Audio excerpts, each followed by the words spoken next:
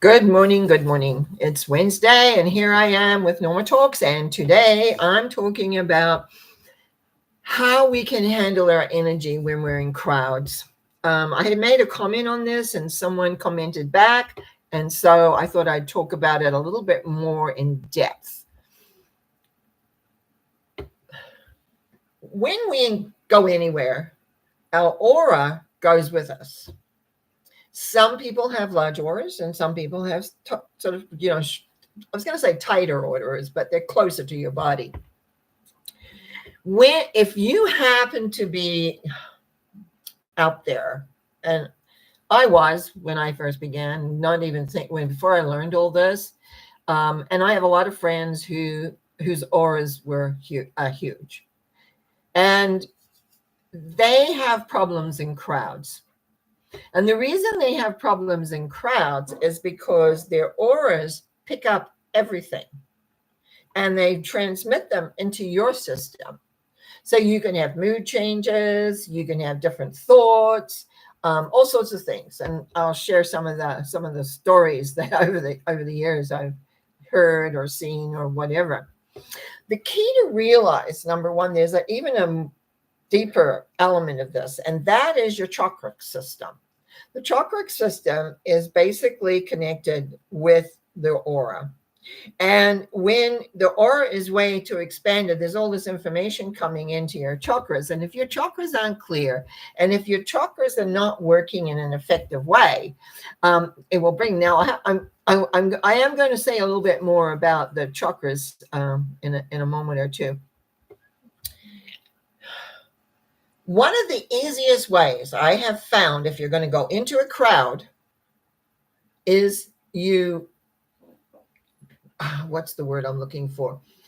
Is that you can pull your aura in. Now, how I used to do this many years ago was imagine like a spindle, like a turnaround, and pull it inside me, like turning it around. So we pull that in. And as we pull that in, what begins to happen is that your aura begins to come into where it's handleable. You really don't want to be, if you're in a crowd, at home, it doesn't matter.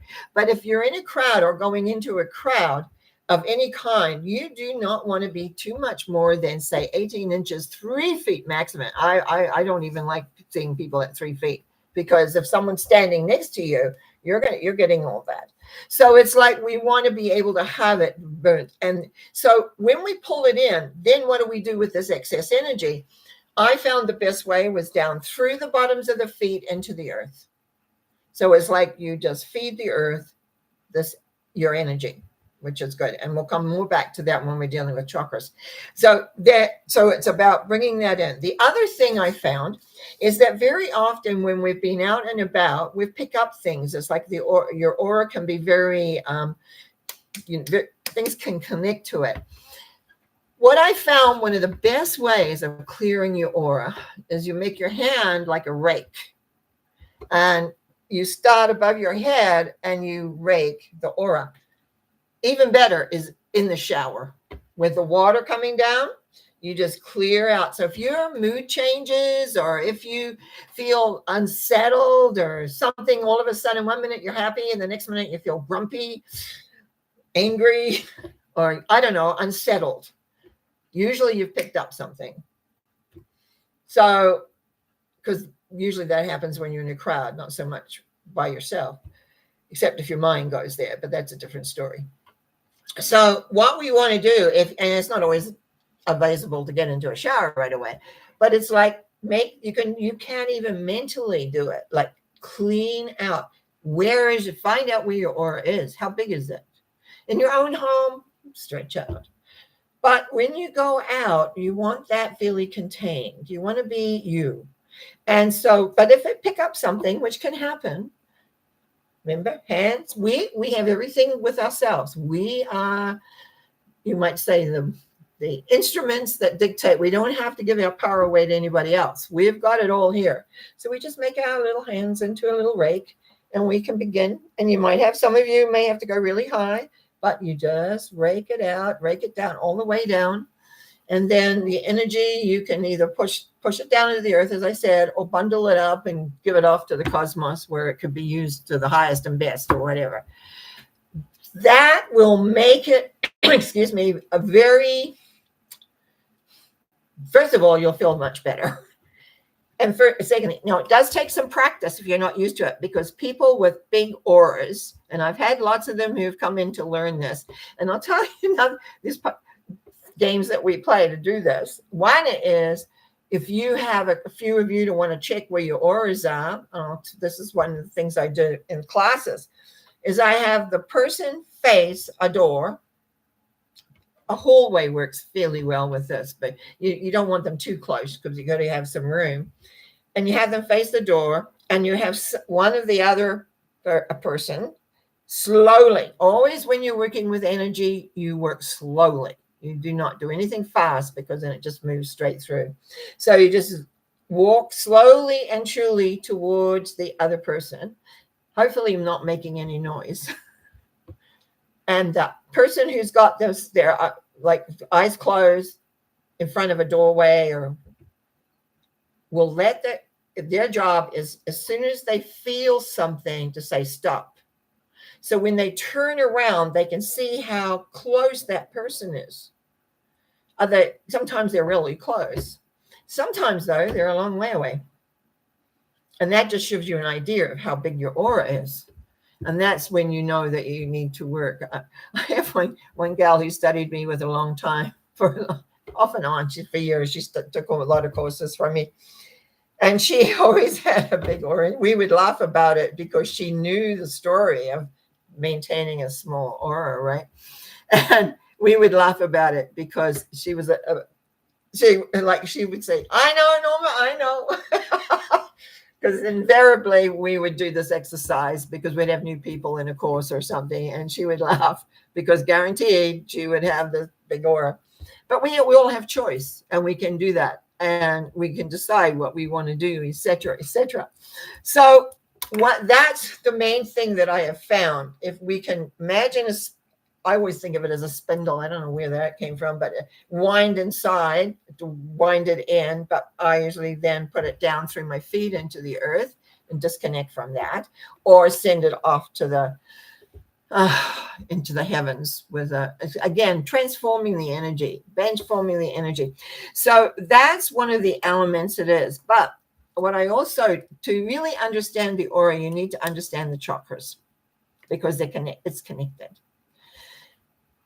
When I first started learning about chakras, I learned there were 7 chakras, and everybody talked about how they were in the front.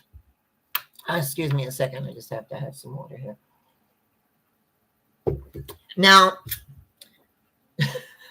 I have talked about before how I was taught at night, number one, but also I would take a piece of information and I would run with it in some ways. So what I began to do is run the energy up and come through, because remember, I was taught way back, because I started I began a long time ago, but probably in my early 20s when I first really began to get into deeper understanding, because I'd already done my tarot work, and that was, still part of me, and it's still to this day. So anyway, I was running the energy through. And I must have been older than the 20s, but never mind. I was running the energy up, just up, because that's what we were taught at that time. And I found a blockage between sort of my waist and my heart. I went, what is this? Now, interestingly enough, a friend of mine was taking a course from another teacher than the one I was studying with. And they were talking about this chakra that was out in front. Now, I knew by this time a lot about clearing energy. So what I did when I began to look at this block I was finding, I put 2 and 2 together, that my friend was being taught that it was out front. And that opened a whole new world, but I'll come back to that in a minute. And then I worked on clearing this one I was feeling that was blocking. And I realized there was a chakra there that stretched out in the front. And so Miss Curiosity here began to do a lot more work in figuring out where the energy was, and never mind what anyone had said to me about this is how it is. I went, okay, what is happening here? What I discovered over time was this. First of all, the chakra system was much, much bigger than what anyone was talking about. Interestingly enough, I was coming back from Hawaii one time and ran into this gal who knew me. I didn't remember her, but she remembered me. And we were landing at Seattle. I was flying from Hawaii to Seattle, which I lived in Vancouver area. So I was driving back up north. And we sat in that airport talking until she had to catch her flight where I don't even remember where she was going, sharing information. I had already determined what I called the grid, and I still to this day call it the grid. She called it the matrix. Our information flowed together. I had discovered, and I hadn't put anything in written form or anything, just my students were getting it from me. And she was part of a group that were doing all this experimenting as well. She had a couple of other pieces that I didn't quite have, and I never did quite fit into that. But it was fascinating. Like we were sitting and discussing this. And so I'll tell you what I found. And I have spoken this once before in the whole grid element, but that was probably last year sometime. We have so many more chakras, but what I want you to realize, and I'll read them out in a minute because I wrote them down to make sure I didn't forget one, is that we are encased in this grid, and the chakras come in and out and all around us. So it's like they're all around us, but we kind of concentrate. Because for centuries they just saw 7, and you got to realize where they were opening up. But now we have such a huge, big chakra area. But what I found was, like, we live in a tube of energy, and the chakras, if you concentrate on them, let's take the heart chakra, for instance, which is the heart, which is universal love, right in the heart, right here. And if you stretch it out, you actually touch into that love energy. Then you bring that in and through you, but you go out your back. And that's what nobody had talked to me about, having chakras in my back. Nobody. So I began to move this in and up and down and through. Then I found, and so that each one of them does this. Then we had chakras above our head that stand so high. Then we have chakras below our feet that goes way down into the earth. It's like we have this whole system of energy of which our auras are part of. So if you have a blocked chakra, which can happen very, very easily, where you block all sorts of stuff in there, then your aura is going to be affected by that. And if you have a larger aura, you're going to be picking up stuff and it gets all clogged up. And once it gets clogged up, then you can have all sorts of illness and not feeling good, things clog in your body. And one of the things that mostly we do is then we check the chakra that's the closest. So sometimes we're humans and we don't always do what we know we need to do, so we pay a consequence for that. So let me just go through. I'm going to start knowing that from the base chakra, which is the bottom part of your body. I don't know if I can do this with my hand. The bottom part of your body, just below that, there is what we call the base chakra.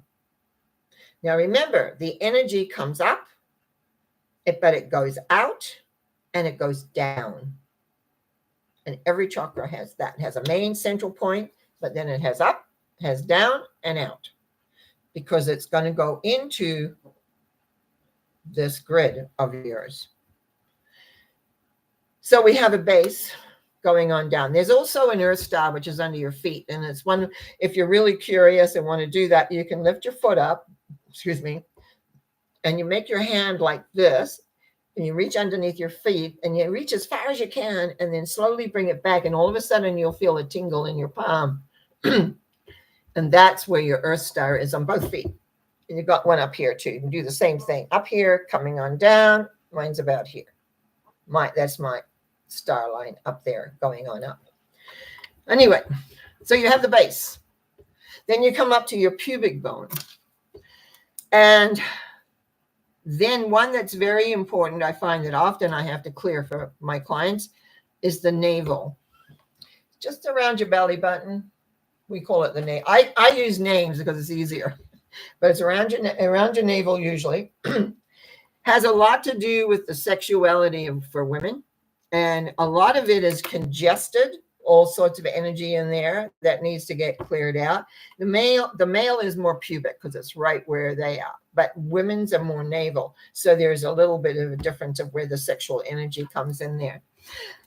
Then what I call is the mid-waist. The waist chakra is one of the new part of when I began putting this whole thing together. We've got in the waist. It connects out. Most people know about the solar plexus here, but when you begin to connect it through the back, this is your seat often of the emotionality and all the emotionality that goes on. And if once we have that working clear, many things happen that you're much easier to identify what emotion that you're feeling. You can identify what's happening or what's going on. Then we come to the sternum. Now that was the one that I had first blocked. And then my friend who was taking this other course was dealing with also in a different way. She didn't see that it was attached into somehow it was outside. I got that because I had been running the energy. What is this that's blocking? What's going on here? And I was into clearing out energy that I was finding at the time. So this sternum one I found was very important. And I'm going to talk about that in a minute, the psychic stuff that happens with that sternum. Heart chakra, universal love. That's what we want to connect and to feel the universal love as it comes into our body. But also we have one mid-chest I found very important. This is our own self-love. Now I'm just going to go back to the heart chakra for a minute. When we bring in universal love, we put that love goes into our blood.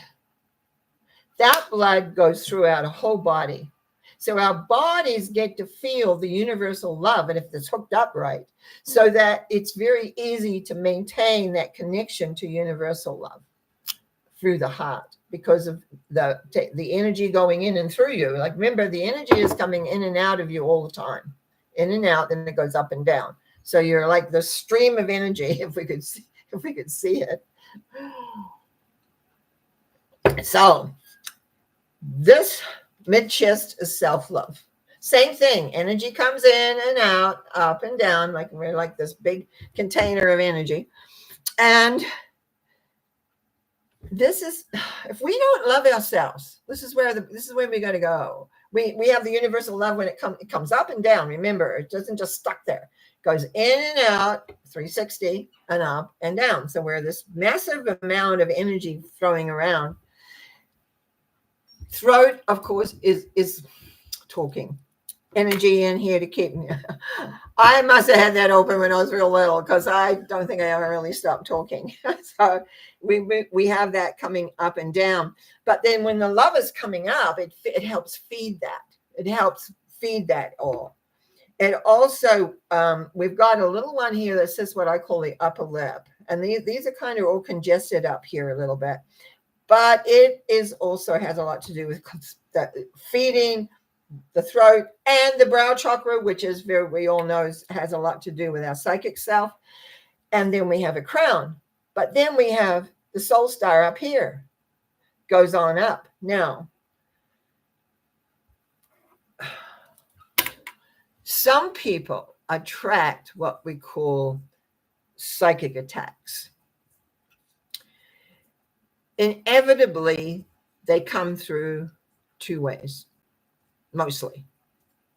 One is from the solar plexus going out. The sternum, and not so much the solar plexus. That's more emotional, but the sternum one that I talked about. Because there's also bands, like, always I go out, there's one, then there's two, and there's three.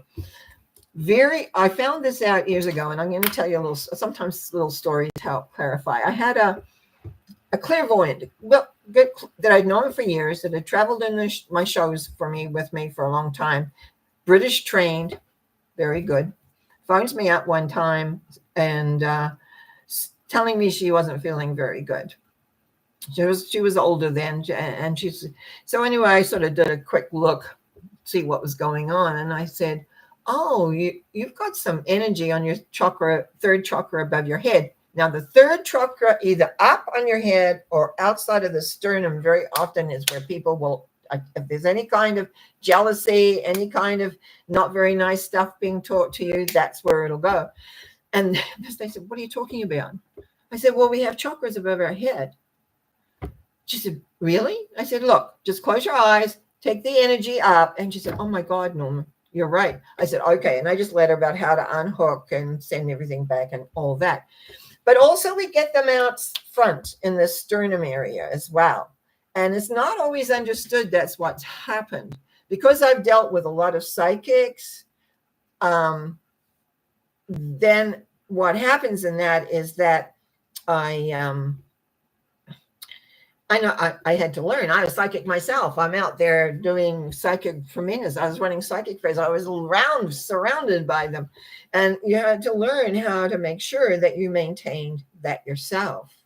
So even though we talk about auras, it can get more because not everybody thinks of everyone in the nicest way when you're in a crowd. Sometimes you're in a crowd, you're walking through a mall.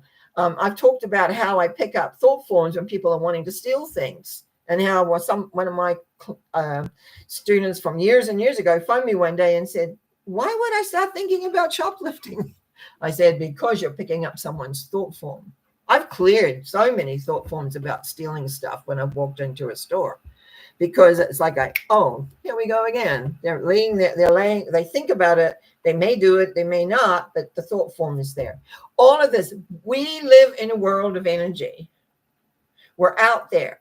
So someone is upset, someone's whatever, and then you walk through and your aura picks it up, comes into your system.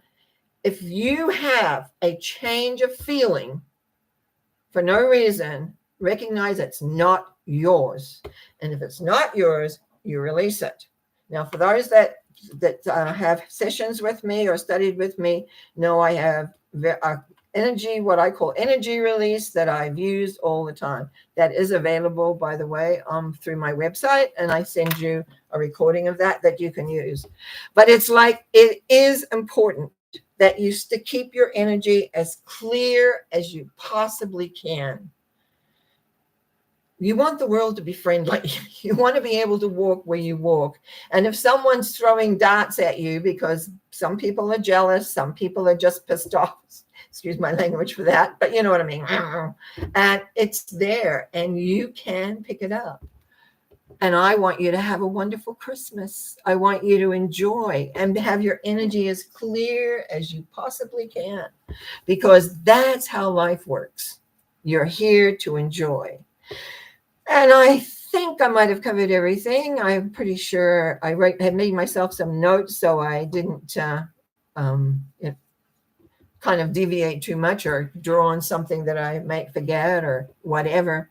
Just want to say that next week I am still working on my Christmas story. I'm editing what I have written before. I love doing a Christmas story, and I've written several over the years when I was very much involved here in our Okanagan Metaphysical Society. They would come, "Are you going to do another story?" And I write, and I'm doing, I think I did one last Christmas too, probably similar to this one, but you may not have heard it. They're kind of just a story with some perceptions that I have, and how we can interpret often what is said or created or done into our lives today. So that's next Wednesday. That's what I'm going to be doing. And then I'm just taking it, because of the way the days are, and I'm going to take some time to see if I can figure out some other bits and pieces that can be enhancing to the sense of being, which is really good. I also am getting ready for 2024. Hard to believe we're here. So that's an 8-year, and that I'll talk about that when we get to the new year for sure. What else? Is there anything else? I don't think so. I think that we're here. A friend reminded me I'm supposed to say, please, if you enjoy these, please subscribe. People have been subscribing, and I thank people for subscribing, but I'm supposed to ask for people to subscribe. Oh, I'm such an innocent in this. I'm still learning and figuring. I want to know how to do this and that, and then I can't figure it. So we're working away on bits and pieces. I just want you to have a nice week. It's usually a little bit hectic, I know. Just before Christmas comes, make sure you've got everything and all your agendas right. Watch your auras, make them close. You'll go through all this when you're in a busy mall, when you're in family or friends, when there's lots of people. Just keep your aura close. Just be aware of that. Pull that in. The rest of it, that's information that helps, but it's like just the aura is the main thing when you're dealing with other people's energy. You want to be clean, clear, and workable. Just trying to think everything. I'm just trying to think. Sunday thought will be coming up Sunday. Mental mind treatment. That's where I ask questions when you get to ask questions and or things, which is great. And yeah, wish you well. Have a great week. Enjoy. I'll see you Sunday. Bye now.